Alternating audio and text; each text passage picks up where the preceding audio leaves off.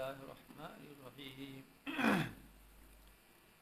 إلا الذين يلحدون في آياتنا لا يخفون علينا أفمن يلقى في النار خير أم من يأتي آمنا يوم القيامة اعملوا ما شئتم إنه بما تعملون بصير إن الذين كفروا بالذكر لما جاءهم وإنه لكتاب عزيز لا يأتيه الباطل من بين يديه ولا من خلفه تنزيل من حكيم حميد ما يقال لك إلا ما قد قيل الرسل من قبلك إن ربك لذو مغفرة وذو عقاب أليم فلو جعلناه قرآنا عجميا لقالوا لولا فصلت آياته أعجمي وعربي قل هو للذين آمنوا هدى وشفاء والذين لا يؤمنون في آذانهم وقر وهو عليهم عمى أولئك ينادون من مكان بعيد فلقد آتينا موسى الكتاب فاختلف فيه ولولا كلمة سبقت من ربك لقضي بينهم فإنهم لفي شك منه مريب من عمل صالحا فلنفسه ومن أساء فعليها فما ربك بظلام للعبيد إليه يرد علم الساعة فما تخرج من ثمرات من أكمامها وما تحمل من أنثى ولا تضع إلا بعلمه ويوم يناديهم أين شركائي قالوا آذناك ما منا من شهيد وضل عنهم ما كانوا يدعون من قبل ظنوا ما لهم من محيص لا يسأب الإنسان من دعاء الخير وإن مسه الشر فيئوس قنوط ولئن ذقناه رحمة منا من بعد ضراء مسته ليقولن هذا لي فما أظن الساعة قائمة ولئن رجعت إلى ربي إن لي عنده للحسنى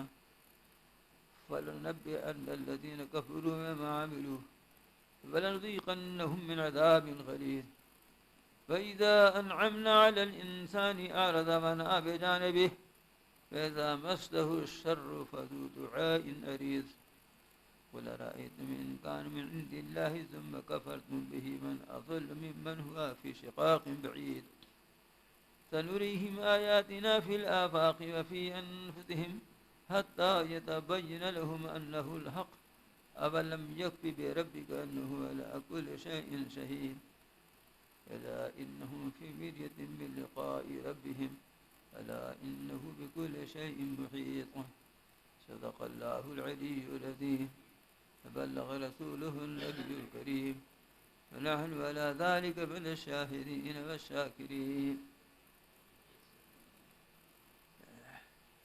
یہ سورہ سجدہ کی آخری آیات ہیں اور سورہ سجدہ یہیں ختم ہو رہی تھی تو ہمیں پوری تلاوت کر لی ہے.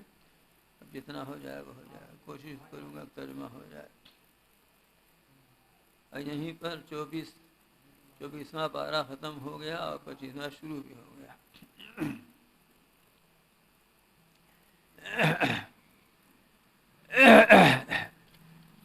یہ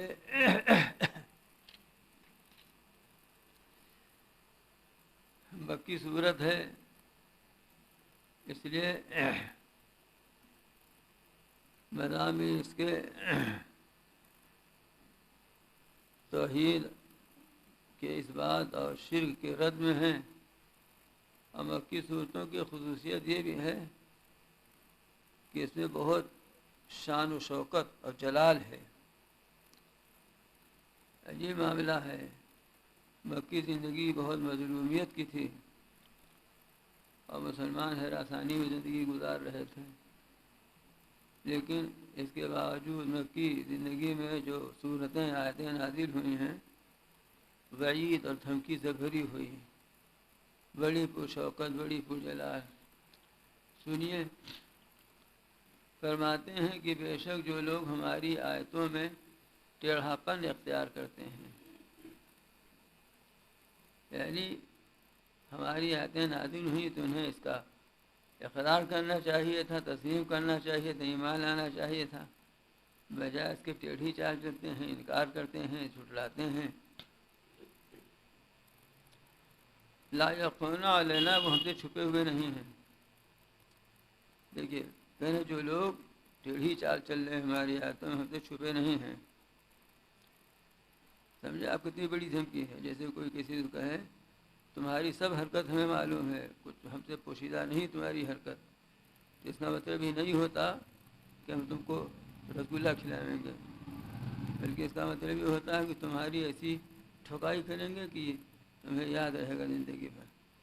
تو اس وقت کی زندگی میں جہاں مسلمان خوف ہراس کی زندگی میں ہے، مدنیت میں ہے، وہاں یاد نازل ہو رہی ہے۔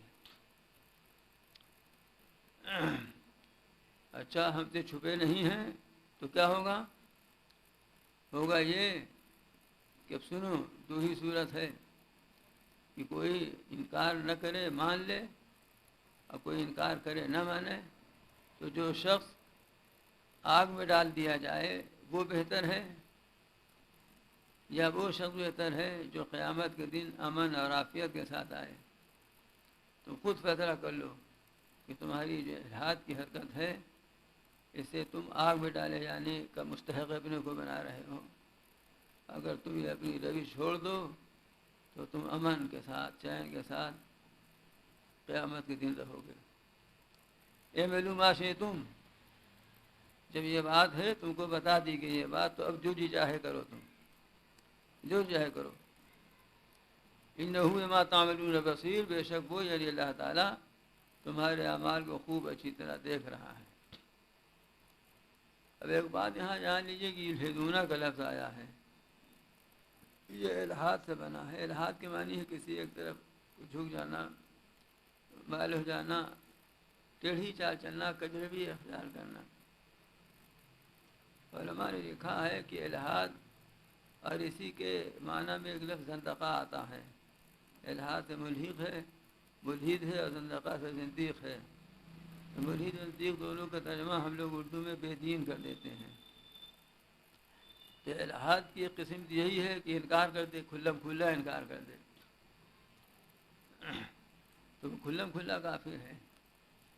اور اس کی دوسری قسم یہ ہے کہ کھلم کھلا انکار نہ کرے، کہے تو کہ ہم مسلمان ہیں، لیکن ایسا ایج پیش کر کے قرآنی آیات کا اور رسول اللہ صلی اللہ علیہ وسلم کی احادیث کا مطلب بیان کرے کہ جسے انکار ہی لازم آئے،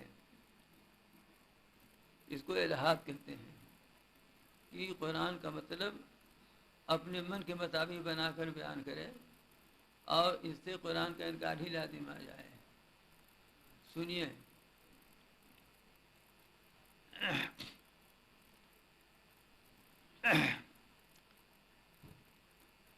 آج کے دور میں یہ بہت ہو رہا ہے، اب آج کل بہت زیادہ ہو رہا ہے،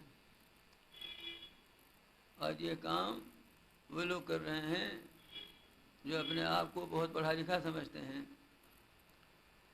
کہ قرآن مجید کی آیات کو، رسول اللہ صلی اللہ علیہ وسلم کی بہت سی احادیث کو اپنے مطلب کے مطابق، اپنے من کے مطابق ڈھال کر اس کا مطلب بیان کرتے ہیں، جسے بعض اوقات دین کی بہت سی ضروری باتوں کا انکار لازم آ جاتا ہے۔ ایسے لوگوں کے لیے بھی یہ دھمکی ہے کہ وہ ہم سے چھپے ہوئے نہیں ہیں، وہ خود فیصلہ کر لیں کہ آگ میں ڈالا جائے، ان کے لیے یہ بہتر ہے کہ بات مان لیں صحیح اور قیامت دن امن کے ساتھ رہیں، چین کے ساتھ رہیں، یہ بہتر ان کے لیے ہے، اس کا وہ فیصلہ خود کر لیں۔ حقیقت یہ ہے کہ ایسے لوگ اسلام سے خارج ہیں، دین اسلام سے خارج ہیں، کسی وجہ سے اگر ان کے اوپر کفر کا فتویٰ نہ لگے یہ الگ بات ہے، لیکن حقیقتاً وہ اسلام سے خارج ہیں۔ کفر کا فتویٰ نہ لگنے کی ایک وجہ یہ ہو سکتی ہے کہ وہ اس طرح سے ایج پیش کر رہے ہیں، ایسی تعبیر وہ کر رہے ہیں کہ قانوناً ان پر کفر کا فتویٰ نہیں لگ سکتا۔ ایک مشہور مسئلہ ہے خاص طور سے احناف کے ہاں، کہ جو بات کوئی آدمی تعبیر کے ساتھ کہے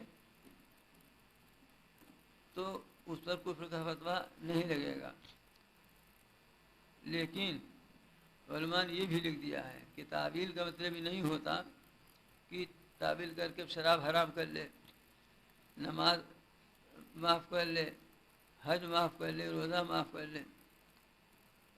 تعویل کا مطلب یہ ہوتا ہے کہ اس کے مطلب بیان کرنے سے ضروریات دین میں سے کسی چیز کا انکار نہ آئے، اور دین کی جو بات سب سمجھے چلے آ رہے ہیں صحابہ کے دور سے آج تک عام مسلمان بھی سمجھ رہا ہے، اس کے خلاف لازم نہ آئے۔ ضروریات دین اس کو کہتے ہیں جس کو سب مسلمان جانتے ہیں یہ دین کی بات ہے، چاہے ان پڑھ مسلمان وہ بھی جانتا ہے یہ دین کی بات ہے۔ جیسے اذان دین کی بات ہے نا، 5 وقت کی نماز جاہل مسلمان بھی جانتا ہے 5 وقت کی نماز فرض ہے، اور رمضان کا مہینہ فرض ہے، پیسہ ہو جائے تو حج فرض ہے، کلمہ پر ایمان لانا بنیاد ہے، یہ عام مسلمان سب جانتے ہیں۔ تو کچھ ایسی تعبیر کر دو، ایسا مطلب بتا دو کہ جیسے یہ لگے کہ 5 وقت کی نماز فرض نہیں ہے تو یہ وقت کی فرض ہے نا۔ سب مسلمان جانتے ہیں یہ کہ فرشتہ ایک مخلوق ہے، جنت پیدا ہو چکی ہے، جہنم پیدا ہو چکی ہے۔ اب جنت جہنم کا ایسا مطلب بتاؤ، یا فرشتہ کا اور جنات کا ایسا مطلب بتاؤ کہ جو حضور کے زمانے سے صلی اللہ علیہ وسلم آج تک مسلمان سمجھتے آ رہے ہیں اس کے خلاف نکلے۔ یہ میں کیوں کہہ رہا ہوں؟ ایسا کیا ہے لوگوں نے، ابھی کر رہے ہیں کہ فرشتہ سے مراد کوئی مخلوق نہیں ہے۔ فرشتہ ایک انسان کے اندر ایک کیفیت پیدا ہوتی ہے، جذبات کچھ ابھرتے ہیں، وہ خوشگوار اور اچھے ہوئے تو اسی کا نام فرشتہ ہے، وہی برے ہو جائے تو اس کا نام جنات اور شیطان وغیرہ وغیرہ۔ تو یہ تعبیر جو ہے، یہ تعبیر تو مسلمانوں کے مسلمہ عقائد کے بالکل خلاف ہے۔ تو اس کے لیے چاہے جتنی تعبیر کر لیں اس کو نہیں مانا جائے گا، اس لیے کہ یہ مسلمانوں کے وہ تصور مسلمانوں کا خیال جو رسول اللہ صلی اللہ علیہ وسلم سے لے کر اب تک چلا آ رہا ہے مسلمانوں کے ذہن میں، یہ اس کے خلاف ہے یہ تعبیر۔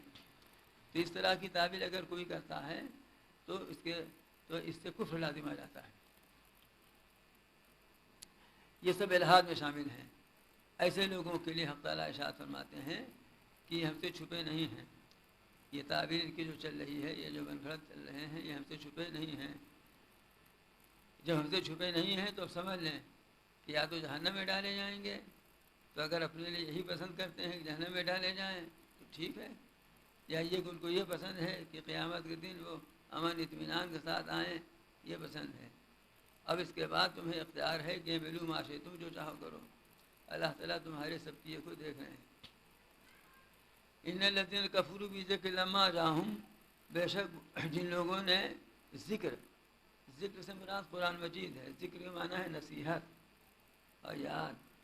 یہاں قرآن مجید سراپا نصیحت ہے، تو جس نے ذکر یعنی قرآن کا انکار کیا، قرآن کے ساتھ کفر کیا، جب قرآن ان کے پاس آیا، حالانکہ یہ قرآن ایسی کتاب ہے جو بہت غلبے والی ہے، جو بڑی عزت والی ہے، اس کتاب کے غلبے اور عزت کا اور اس کے تسلط کا اس کے پابقات ہونے کا یہ عالم ہے کہ لا یاتیہ الباطل من بین یدیہ ولا من خلفہ، باطل نہ اس کے آگے سے آ سکتا ہے نہ اس کے پیچھے سے آ سکتا ہے۔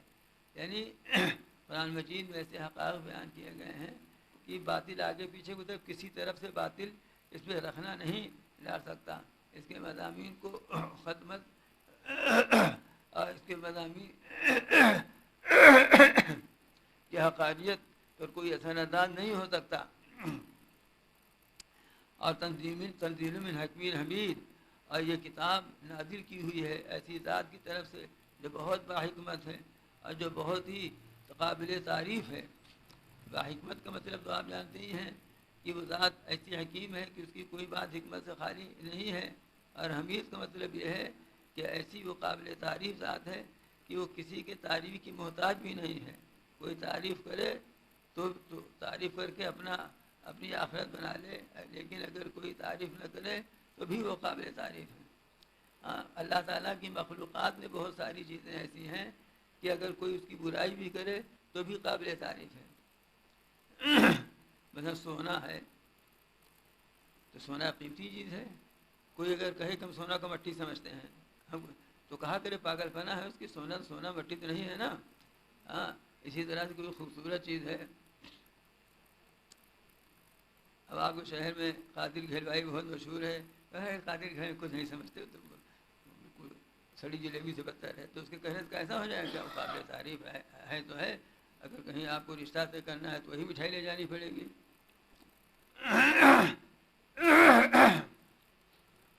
گلاب کا پھول ہے، قابل تعریف ہے، کوئی کہہ رہی گلاب کا پھول تو کیسا ہے، وہ مہک نہیں رہا ہے تو بدبو آ رہی ہے، تو اپنے ناک کا علاج کراویں، وہ تو قابل تعریف ہے ہی نا۔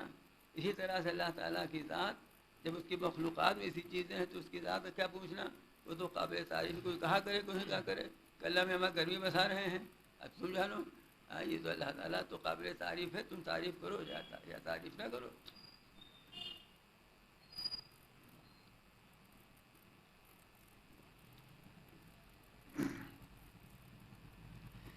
یہ رسول اللہ صلی اللہ علیہ وسلم پیش کر رہے ہیں، لیکن یہ سب حقائق کے باوجود اور یہ سب سن کر کے مشرکین بجائے اس کے کہ آپ کی بات کو مانتے، برے بھلا ہی آپ کو کہہ رہے ہیں، آپ کو برا ہی بھلا کہہ رہے ہیں۔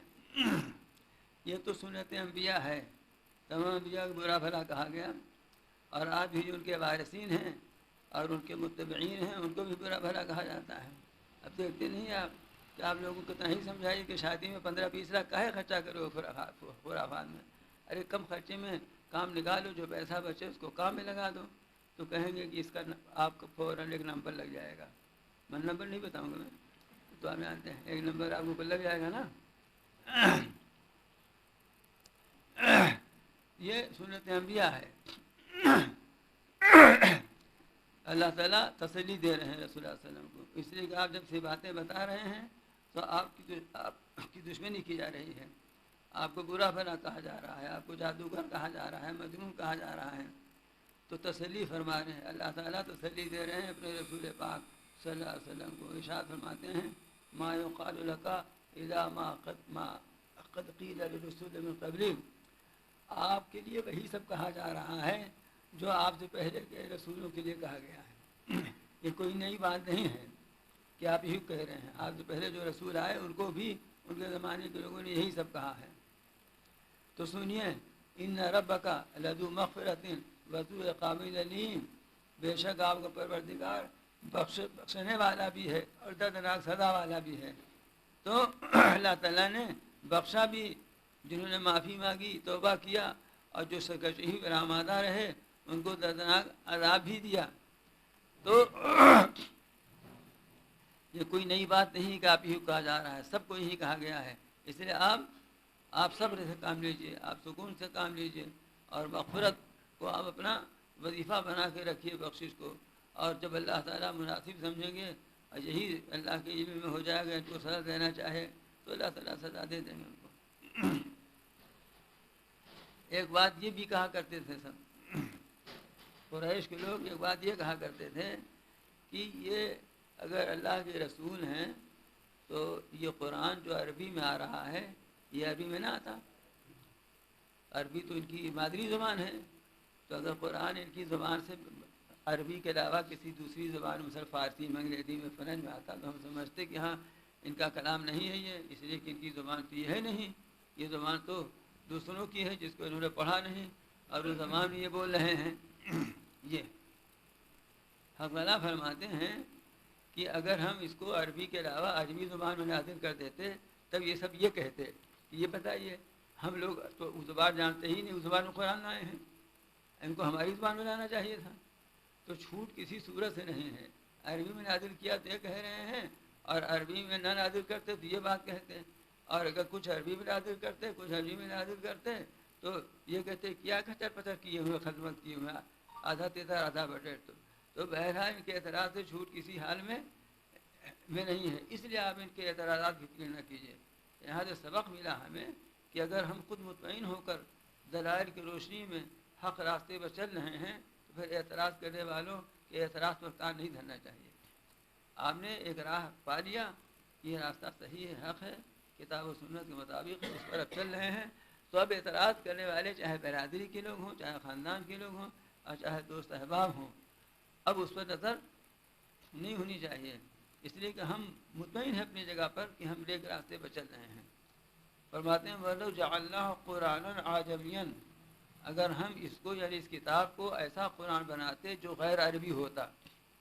یہاں ایک علمی بحث بھی ہے، میں بتا دیتا ہوں تھوڑا سا. یہ اعجمی ہے، یعنی عین کے پہلے الف کہتے ہیں لوگ، اصل میں حمزہ کہا جانا چاہیے. اعجمی ہے نا، اعجمین ہے. اور ایک ہوتا ہے عجمی، عام طور سے لوگ عربی بولتے ہیں، عربی عجمی عربی عجمی. تو عجمی میں اعجمی میں تھوڑا سا فرق ہے. اس فرق کو امام قرطبی نے لکھا ہے. عجمی اس کو کہتے ہیں جو عربی نہ ہو سکتا ہے کہ فصیح بلیغ وہ بھی ہو، جیسے اردو ہے. اردو میں بھی فصاحت بلاغت کیا نہیں ہے کیا؟ اردو میں غالب کے اشعار ہیں، میر تقی میر کے اشعار ہیں، سودا کے اشعار ہیں، اقبال کے اشعار ہیں. فصاحت بلاغت ہے اس میں کہ آدمی جھوم جاتا ہے جو سمجھتا ہے. تو یہ عجمی ہے اس لیے کہ عربی نہیں ہے تو عجمی ہو گیا، لیکن فصیح و بلیغ ہے. لیکن جب اعجمی کہہ دیا جائے یعنی الف جیسے اس میں لگا ہے تو اس کا مطلب یہ ہے کہ وہ فصیح بلیغ نہیں ہے. ایسی ہی کلام ہے دیہاتی مارکا، دیہاتی کلام، کوئی اس کی حیثیت نہیں ہے. تو فرماتے ہیں کہ اگر ہم قرآن کو اعجمی میں نازل کرتے تو کہتے لولا فصلت آیاتہ، اس کی آیتیں خوب کھول کر صاف کیوں نہیں بیان کی گئی؟ ہاں، کیا یہ اعجمی ہے؟ اب یہ عربی ہیں. یعنی کتاب تو جن پر آ رہی ہے، کلام جو نازل ہو رہا ہے وہ غیر فصیح ہے اور خود یہ عربی ہے. اس کے جواب میں رسول اللہ صلی اللہ علیہ وسلم کو حکم ہو رہا ہے کہ پیغمبر صلی اللہ علیہ وسلم آپ یہ فرما دیجئے کہ ہوا للذین آمنوا ھدی و شفاء، یہ قرآن جو نازل ہو رہا ہے یہ ان لوگوں کے لیے جو ایمان لائے ہیں رہنما ہے. اس لیے کہ ایمان لانے کا مطلب یہ ہے کہ ہم راستے کی طلب میں اور راستے کی تلاش میں اور راستے کی جستجو میں ہیں. تو جب جو راستے کی طلب میں ہے، راستے کی جستجو میں ہے، اس کے لیے قرآن رہنمائی کرتا ہے، ہدایت کرتا ہے. اور پھر بشفاؤن، شفا یعنی دوا اور علاج بھی ہے. جن کے دلوں میں بیماری ہے شرک کی، کفر کی، بد اعتقادی کی، بد اخلاقی کی، اس کے لیے یہ قرآن شفا اور علاج بھی ہے. اور یہیں پر ایک بات مفسرین نے یہ بھی لکھی ہے کہ جس طرح قرآن مجید شفا ہے امراض باطنہ کے لیے، یعنی کفر، شرک، نفاق اور اخلاق رذیلہ کے لیے شفا ہے، اسی طرح سے یہ امراض ظاہرہ کے لیے بھی شفا ہے. چنانچہ بہت سی احادیث سے بعض آیات اور بعض صورتوں کے بارے میں معلوم ہوتا ہے کہ فلاں مرض اس سے شفا ہوتی ہے. اور بزرگان دین کے تجربات بھی اس پر شاہد ہیں کہ قرآن مجید کے آیات سے امراض میں بھی شفا حاصل ہو جاتی ہے. چنانچہ بخاری شریف ہی کی حدیث ہے کہ صحابہ کرام کا قافلہ کہیں جا رہا تھا، ٹھہرا. میں پورا نہ بیان کروں گا، اشارہ کرتا ہوں، پورا سن چکے بھی ہوں گے. تو وہاں پر بستی کے لوگ آئے، کسی کو سانپ نے ڈس لیا تھا تو ایک صحابی نے اس کو دم کر دیا اور ٹھیک ہو گئے. وہ ہے نا واقعہ، میں پورا نہیں بیان کر رہا ہوں. تو معلوم ہوا کہ پوچھا گیا کہ کیا پڑھ کے پھونکا؟ تو ان کا سورہ فاتحہ. تو آخر شفا ہوئی نا، سانپ کے زہر سے سورہ فاتحہ سے شفا ہوئی. اور آج بھی آپ تجربہ کر لیجئے کہ کتنی چیزیں ہیں کہ آج بھی شفا ہو جاتی ہیں. اب میں آپ سے عرض کرتا ہوں کہ کتنی چیزیں ایسی ہیں، کتنی بیماریاں ایسی ہیں. اب میں دیکھیے، میں اپنی بزرگی نہیں بیان کر رہا ہوں، اس لیے اب بزرگی اس لیے نہیں کہ آگے دوسری بات بیان کروں گا.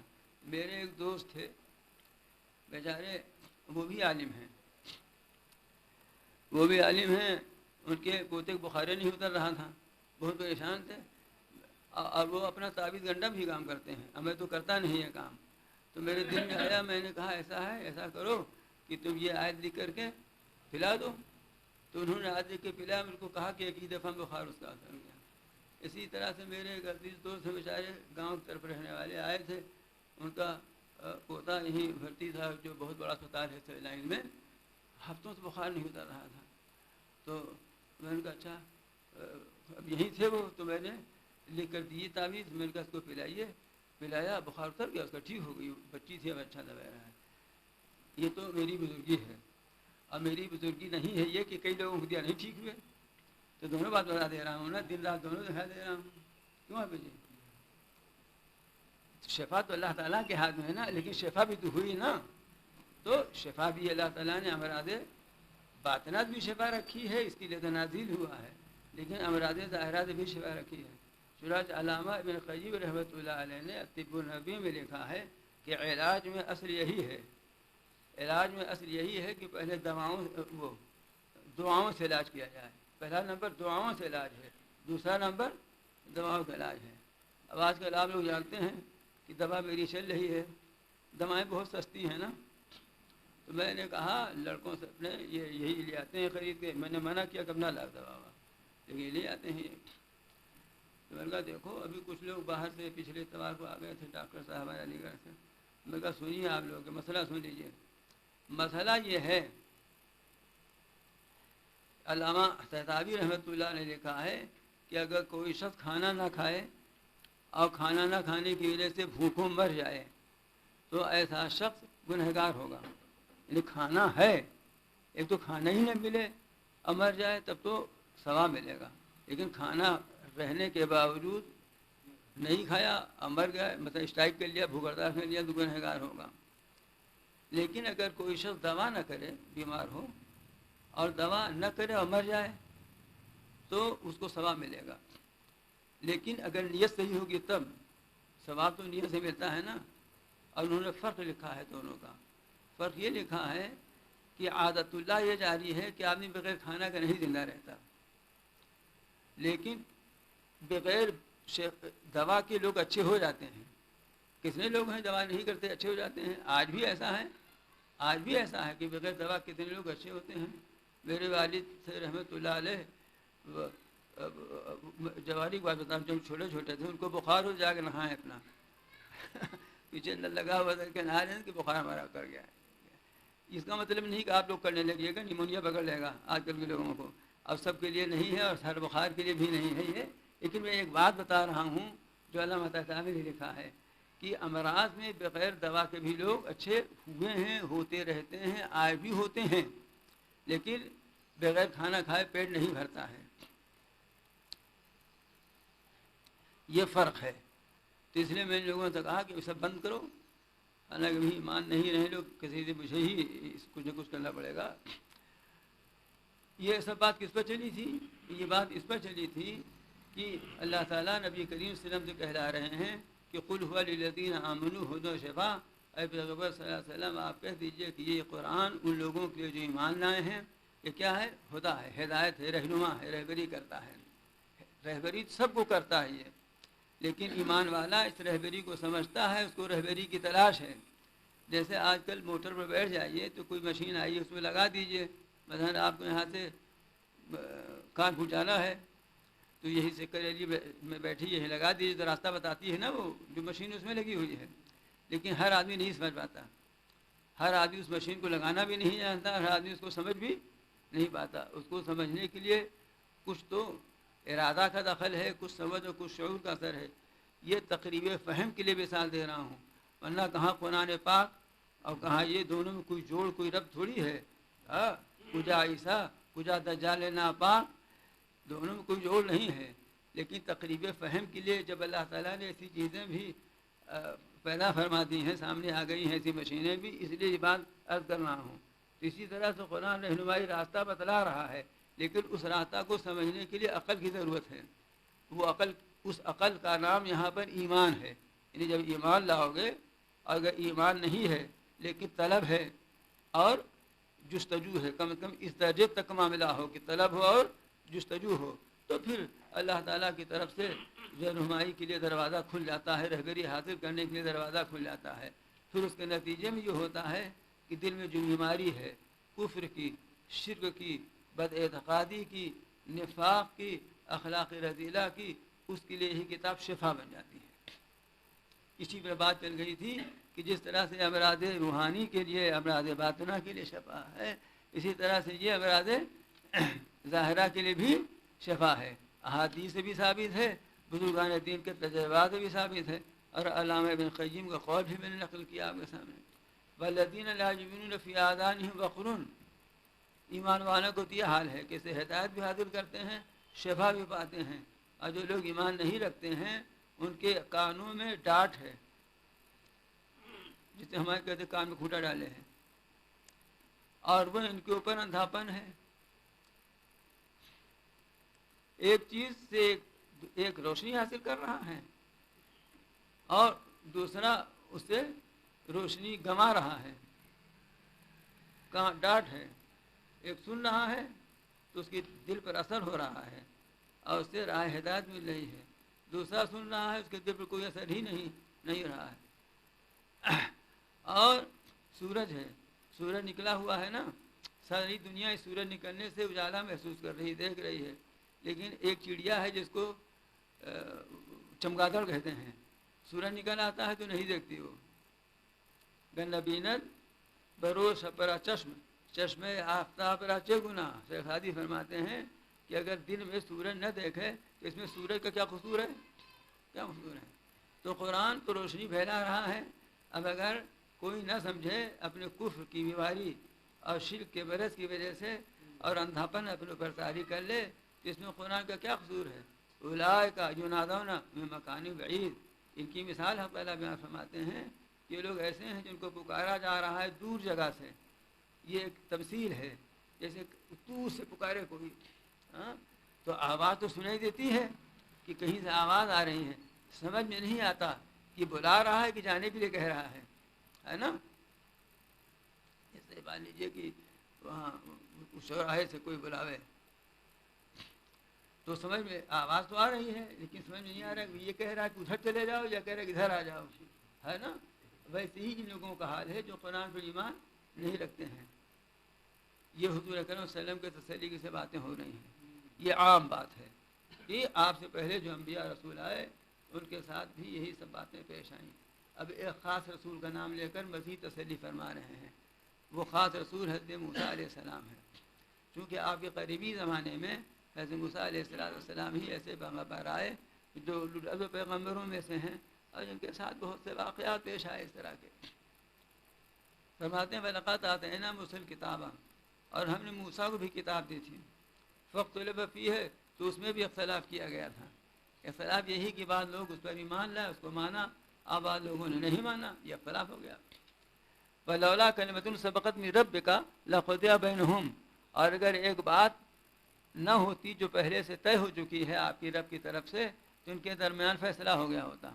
وہ بات یہ طے ہو چکی ہے کہ آخری فیصلہ قیامت کے دن ہوگا، اس لیے اللہ تعالیٰ پورا مکمل فیصلہ یہاں نہیں فرما رہے ہیں، فرماتے ہیں اگر یہ بات پہلے سے طے نہ ہوتی آپ کی رب کی طرف سے تو لَقُضِیَ بَیْنَهُمْ، ان کا فیصلہ ہو گیا ہوتا۔ وَإِنَّهُ لَفِي شَکٍّ مِّنْهُ مُرِیبٍ، اور یہ لوگ اس کی طرف سے ایسے شک میں مبتلا ہیں جن کو تردد اور تذبذب میں ڈالے ہوئے ہیں۔ یعنی دیکھیے ایک خاص بات دیکھیے، شک تو آپ جانتے ہیں کس کو کہتے ہیں؟ مریب مانے تردد میں ڈالنے والا۔ شک میں ہمیشہ آدمی تردد ہی میں رہتا ہے۔ ایک تو یہ ہے کہ یہ یقین ہو کہ یہ قرآن باطل ہے، معاذ اللہ، قرآن کہہ رہا ہے ان کو یہ یقین نہیں ہے، قرآن کے حق ہونے کا یقین تو نہیں ہے لیکن قرآن کے باطل ہونے کا بھی ان کو یقین نہیں، یہ شک میں مبتلا ہے، یہ شک ان کو تردد میں ڈالے ہوئے ہے۔ تو یہ یہی مان لیتے تھوڑی دیر کے لیے کہ چلو حق ہی مان لیتے ہیں اور عمل کر کے دیکھ لیتے ہیں۔ آپ کیا سمجھتے ہیں یہ کتنا ہی کہیں کہ ہم کو یقین ہے قرآن کے باطل ہونے پر معاذ اللہ آج بھی کفار مشکین بھی، لیکن حقیقت یہ کہ ان کو یقین نہیں ہے، اس لیے کہ جب یقین ہوتا ہے تو یہ کیفیت نہیں ہوتی جو ان کی کیفیت ہے۔ فرماتے ہیں من عمل صالحا فلنفسہ، تو جو شخص نیک کام کرے گا تو اپنے فائدے کے لیے کرے گا، ومن اساء فعلیہا، اور جو برا کام کرے گا تو اس کا وبال اسی کے اوپر پڑے گا۔ وما ربک بظلام للعبید، اور آپ کو پروردگار بندوں پر ظلم نہیں کرنے والا ہے۔ مطلب اللہ تعالیٰ کی طرف سے جو فیصلے ہوتے ہیں اس دنیا میں بھی بطور سزا کے اور بطور قہر کے، اور آخرت میں بھی جو فیصلہ ہوگا وہ کچھ اس وجہ سے نہیں ہے کہ اللہ تعالیٰ بندوں پر ظلم کرتے ہیں، بلکہ بندوں کے اعمال ہیں، ان کے عقائد اور ان کے افکار ہیں جو یہ فیصلہ کراتے ہیں کہ ان کے ساتھ کیا سلوک اور کیا برتاؤ کیا جائے۔ اب ظاہر بات ہے کہ آخری فیصلہ قیامت میں ہونا ہے، تو وہ سب کہتے تھے قیامت قیامت قیامت. ارے قیامت کب آئے گی؟ ہے بھی کوئی حقیقت قیامت کی؟ ہے بھی کہ کیسے ہی یہ قیامت قیامت کرتے رہتے ہیں. حق تعالیٰ ارشاد فرماتے ہیں کہ آپ کہہ دیجئے الیہ یرد علم الساعہ، قیامت کا علم آج جگہ ہے بہت. قیامت کا علم اللہ تعالیٰ ہی کی طرف لوٹایا جاتا ہے، یعنی کہ قیامت کیوں تو اللہ کے حوالے ہے، وہی جانتا ہے کہ قیامت کب آئے گی. اللہ تعالیٰ نے اس کو رات میں رکھا ہے.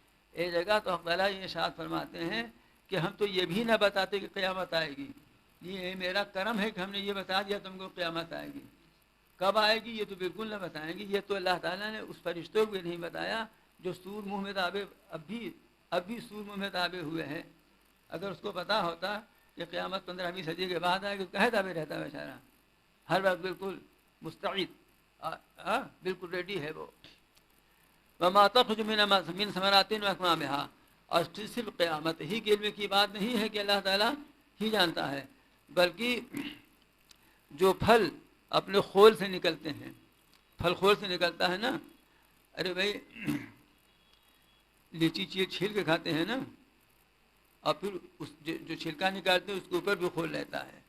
گیہوں، چنا، مٹر، جو اس سب کا خول ہوتا ہے نا، تو خول سے جو نکلتا ہے پھل، اور جو مؤنث حمل اٹھائے رہتی ہے پیٹ میں، کیا ہے، چاہے آدمی عورت ہو اور چاہے بکری اور گائے ہو، اور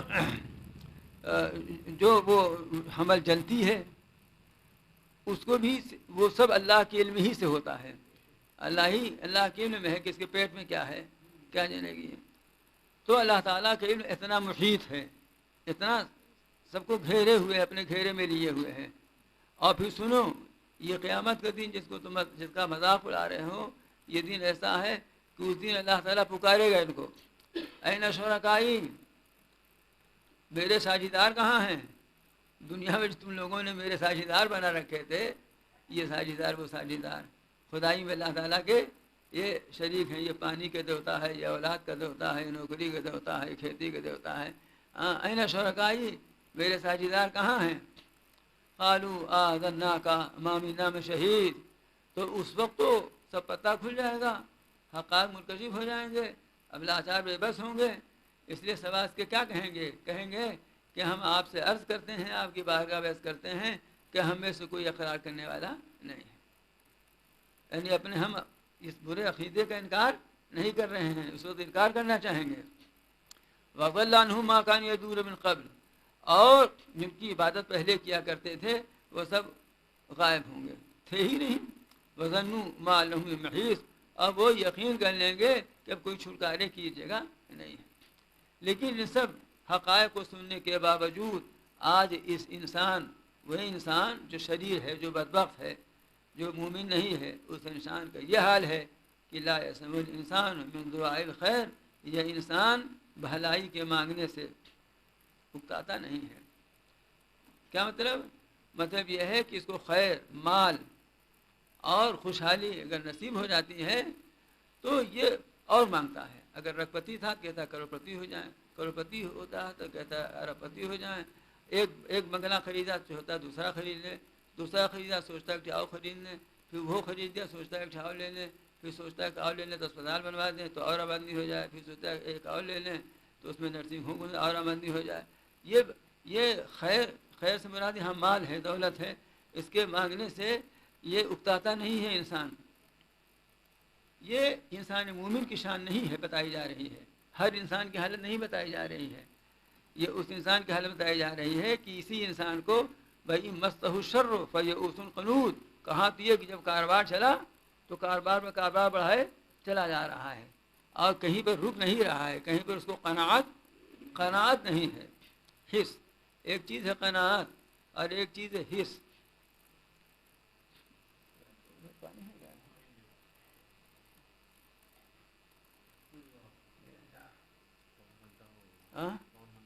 اب پورا ہی کر دیتے ہیں.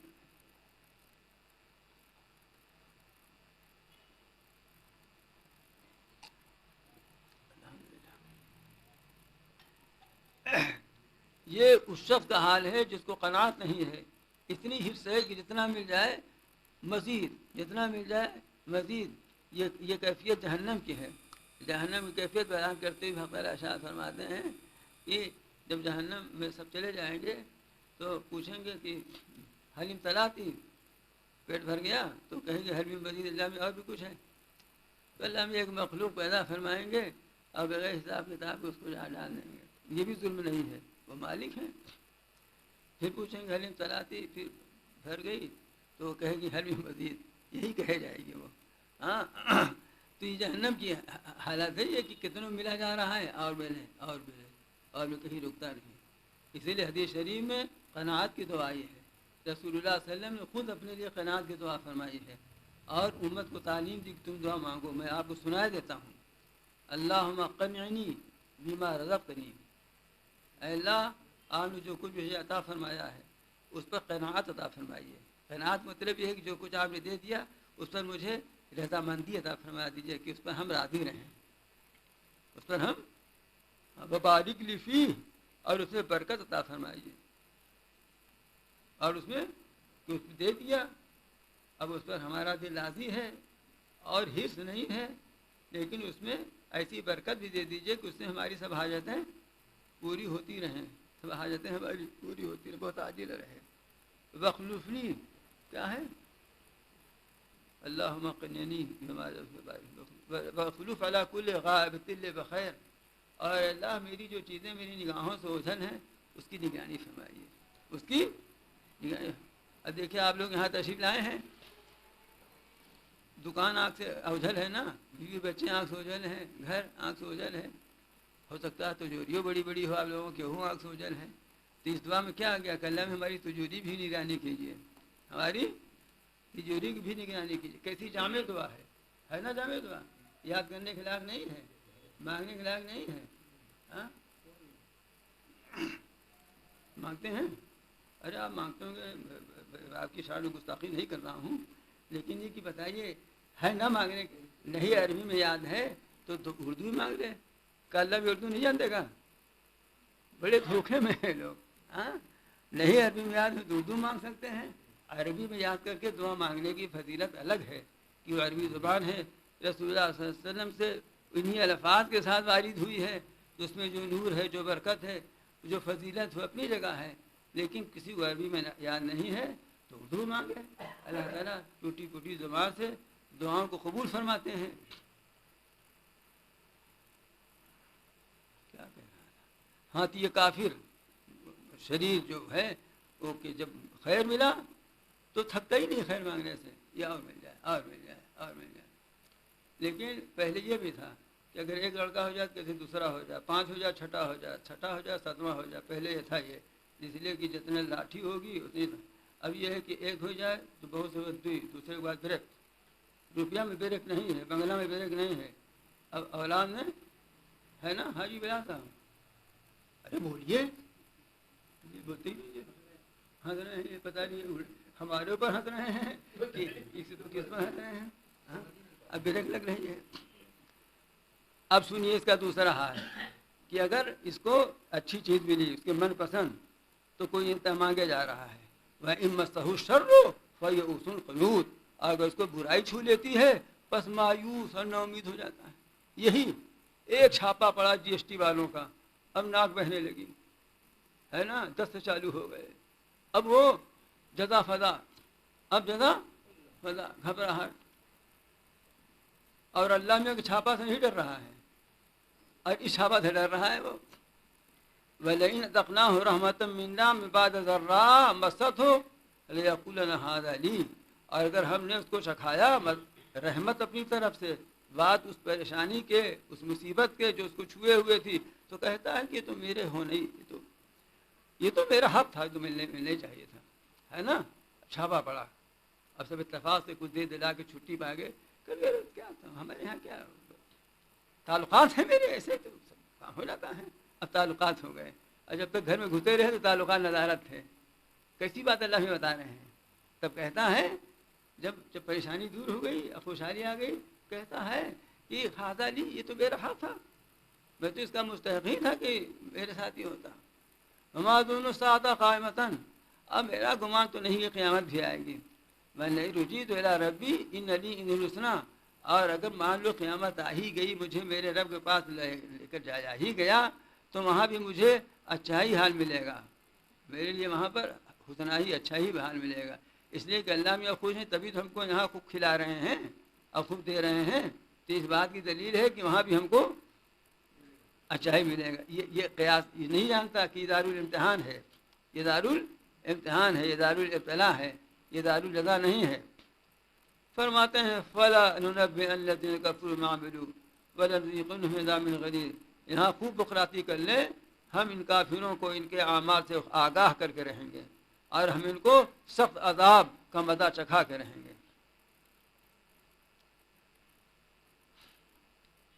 اور یہی انسان غیر مومن، اور جب ہم انسان کو انعام سے نوازتے ہیں تو منہ میں اڑتا ہے اور کروٹ بدل دیتا ہے.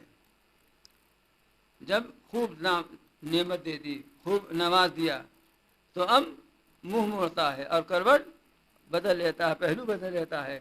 کوئی حاجت مند، کوئی ضرورت مند آ گیا تو ادھر منہ کر لیتا ہے، دیکھا ہی نہیں، سلام کا جواب نہیں دیتا. اور جب دیکھا کچھ یہ ہٹ ہی نہیں رہا ہے تو پہلو بھی بدل لیتا ہے، کروٹ بھی بدل لیتا ہے، یعنی ناشکری کرتا ہے، اللہ تعالیٰ کی نعمتوں کی ناشکری کرتا ہے. اور ایسا مسحو شر و فضو دعائیں رید، ابھی جب اس کو برائی چھو لیتی ہے، یعنی یہ خوشحالی ختم ہو کر جب بدحالی آ جاتی ہے تو بڑی چوڑی چوڑی دعائیں والا ہو جاتا ہے. یہی بہت چوڑی چوڑی دعائیں والا ہو جاتا ہے. لیکن چوڑی چوڑی دعا کا مطلب یہ ہے، لمبی نہیں کہا، چوڑی کہا. جب چوڑی زیادہ ہوگی تو لمبی سے زیادہ ہوگی نا. چوڑائی کس کو کہتے ہیں؟ چوڑائی کم ہوتی ہے چاہے جتنا ہو لمبائی سے. اب آپ بہت بڑے تھان سے 4 گیرا کپڑا نکال لیجئے جس کا عرض 20 سینٹی میٹر ہو تو کہتا تو وہ ایک الگ بات ہے، لیکن حقیقت یہ ہے کہ لمبائی زیادہ ہے اور چوڑائی کم ہے. تو چوڑی دعا کا مطلب ہے کہ لمبی بھی سے زیادہ ہوگی. علماء لکھتے ہیں کہ چوڑی چوڑی دعا کرنے کا مطلب یہ ہے کہ کچھ اللہ تعالیٰ کے سامنے التجا اور گریہ وزاری کے ساتھ دعا نہیں کرتا، بلکہ جزا فضا گھبراہٹ شکایت کے ساتھ دعا کرتا ہے. شکایت کے لہجے میں دعا کرتا ہے. اللہ میں ہمارے ساتھ آپ نے کیوں کر دیا؟ اللہ میں ہمارے ساتھ آپ نے ان کو تو بہت محنت سے ہم نے کمایا تھا، ہماری بڑی محنت سے کمائی تھی، چلی گئی، لوٹ گئی، ارے ہم تو لوٹ گئے، ہم تو پٹ گئے. بظاہر دعا ہے لیکن بارگاہ الہی میں یہ التجا اور گریہ وزاری نہیں ہے. حق تعالیٰ کو دعا تو وہ پسند ہے جو التجا اور گریہ وزاری کے ساتھ ہو. یہ تو شکوہ شکایت کے ساتھ ہے نا. ایک بوڑھی خاتون تھی، خاتون جانتے ہیں آپ لوگ نا، ارے آج کل میڈم کہتے ہیں. تو بہت بوڑھی تھی، حضرت تھانوی کی خدمت میں آئیں اور بیچاری ان پڑھ تھیں، ان پڑھ تھیں، نیک تھیں، لیکن میں مثال سمجھانے کہہ رہا ہوں. آئیں، غربت افلاس بہت تھا، کہنے لگی حضرت کیا بتائیں، یہ بھی نہیں ہے، یہ بھی نہیں ہے، یہ بھی پریشانی، یہ بھی پریشانی. اب میں زیادہ کیا کہوں، اللہ یہ میں کہیں گے میری شکایت کر رہی ہے. آپ سمجھے، یہ میں نے اس پر بتایا کہ ایک دعا ہوتی ہے التجا گریہ وزاری والی، اور ایک دعا یہ ہوتی ہے قل ارأيتم ان كان من عند الله ثم كفرتم به من اضل ممن هو في شقاق بعيد. اے پیغمبر صلی اللہ علیہ وسلم آپ کہہ دیجئے کہ تمہارا کیا خیال ہے اگر اللہ تعالیٰ کے پاس سے ہو اور پھر تم اس کی ناشکری کرو، تو اس سے بڑھ کر گمراہ کون ہوگا جو بہت دور کے اختراع میں پڑا ہوا ہے. اب آخر کی آیت ہے 2، سنیے. اس میں اللہ تعالیٰ نے ایک پیشن گوئی فرمائی جو ہر بہر اسی وقت پوری ہو گئی تھوڑی سی مدت میں. یہ آیتیں کہاں مکے میں نازل ہو رہی ہیں جب مسلمان مظلومیت کی حالت میں ہیں اور سخت ہراسانی اور خوف کی فضا ہے.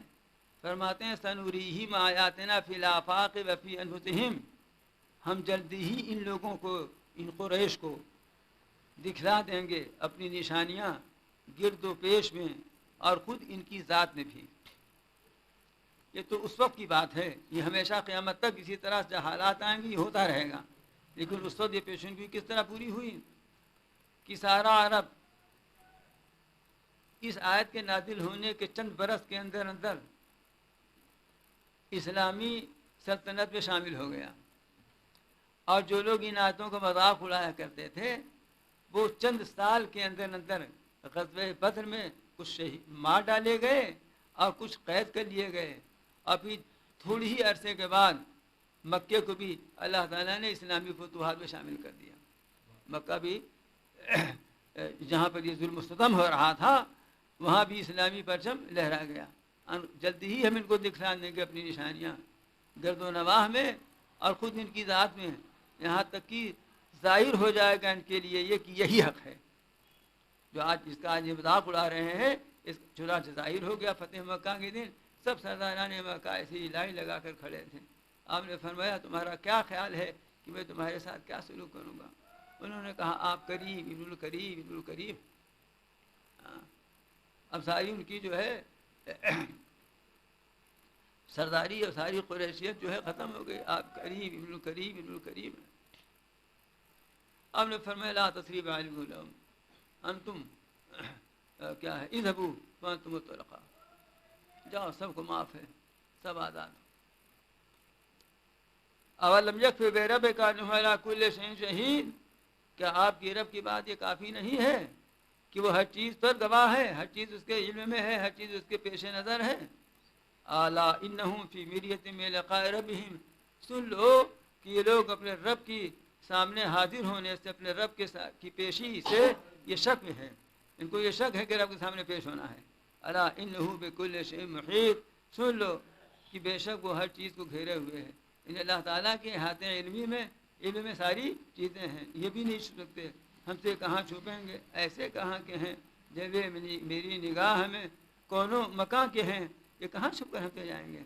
چنانچہ قرآن مجید نے جو اس آیت میں پیشن گوئی فرمائی، میں نے عرض کیا آپ کے سامنے کہ چند سال کے اندر چند سال ہی یہ پیشن گوئی پوری ہو گئی۔ سن ہجری میں جنگ بدر ہوئی جس میں 70 یہ قتل کیے گئے اور 70 سزان کے قید ہوئے، اور پھر اس کے بعد جو سلسلہ چلا تو چلتا رہا، یہاں تک کہ سن 8 ہجری میں مکہ شریف بھی فتح ہو گیا اور اسلامی سلطنت کا پرچم سورہ جزیرۃ العرب میں لہرا گیا۔ اللہ تعالی ہم سب کو قرآن مجید کی حقانیت پر اس طرح ایمان نصیب فرمائیں کہ اس کی ایک بات کامل یقین کے ساتھ ہمارے دل میں پیدا ہو جائے، جس سے ہمارے اندر عمل کا جذبہ پیدا ہو۔ ربنا آتنا فی الدنیا حسنۃ وفی الآخرۃ حسنۃ وقنا عذاب النار۔ ربنا إنا آمنا فاغفر لنا ذنوبنا واغفر لنا ربنا لا تزغ قلوبنا بعد إذ هديتنا وهب لنا من لدنك رحمة إنك أنت الوهاب۔ ربنا هب لنا من أزواجنا وذرياتنا قرة أعين واجعلنا للمتقين إماما۔ اللهم لا تدع لنا ذنبا إلا غفرته ولا هما إلا فرجته ولا دينا إلا قضيته ولا حاجة من هوائج الدنيا والآخرة إلا قضيتها يا أرحم الراحمين۔ اللهم إنا نسألك العفو والعافية في الدنيا والآخرة، اللهم نسألك العفو والعافية في ديننا ودنيانا وأهلنا وأموالنا، اللهم استر عوراتنا وأمن روعاتنا، اللهم إنا نجعلك في نحورهم ونعوذ بك من شرورهم، اللهم لا تسلط علينا من يعصينا، اللهم أجب بالكفر حتى تيسير اللهم ارزقنا من سبيلك ولا تحرمنا من سبيل ما رزقنا فيما رزقنا وجرنا أنا في أنفسنا وارزقنا فيما أنزلت، اللهم اجعلنا ولا تنقصنا وآثرنا ولا تهنا وآتنا ولا تحرمنا وآثرنا ولا تهنا يا حي يا قيوم برحمتك نستغيث برحمتك شاننا كله يا حي يا قيوم برحمتك نستغيث برحمتك يا حي يا قيوم برحمتك نستغيث برحمتك شاننا كله يا ذا الجلال والإكرام يا ذا الجلال والإكرام